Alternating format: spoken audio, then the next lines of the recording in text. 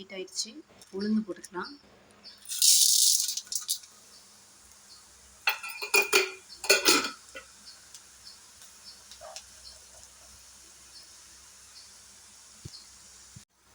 உளுந்து நல்லா ப்ரௌன் ஆனோடனே பச்சை மிளகாய் 4 பல் பூண்டு, ஒரு பச்சை மிளகாய் போட்டுக்கலாம்.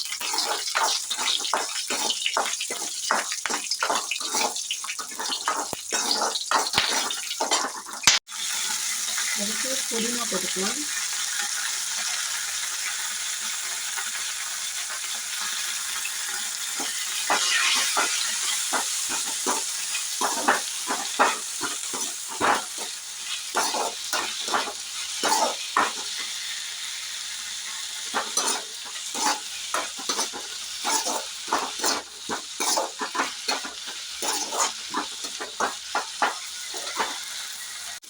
இப்போ நல்லா வச்சு ஆஃப் பண்ணி ஆறட்டும்.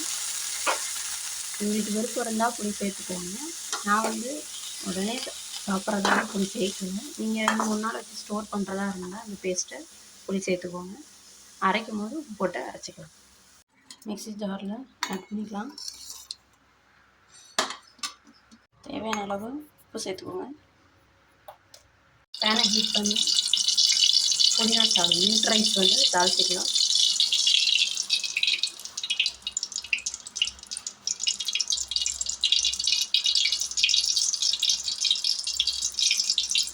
ஹீட் ஆனோடனே கடுகு போட்டுக்கோங்க.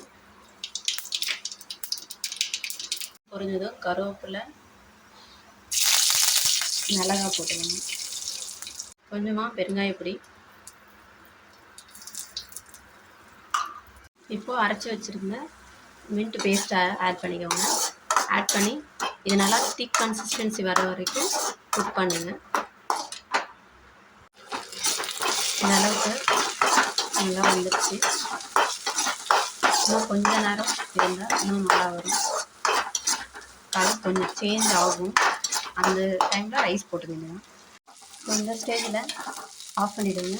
ஆஃப் பண்ணிட்டு ரைஸ் கொட்டி கிளறிக்கலாம். ரைஸ் போட்டு கிளறிக்கலாம். நான் ரெண்டுமே ஹீட்டாக இருக்கிறதால இறக்கி வச்சு பண்ணுறேன். நீங்கள் ரைஸ் ஆறி இருந்ததுன்னா ஸ்டவ்லேயே வச்சு மிக்ஸ் பண்ணிக்கோங்க.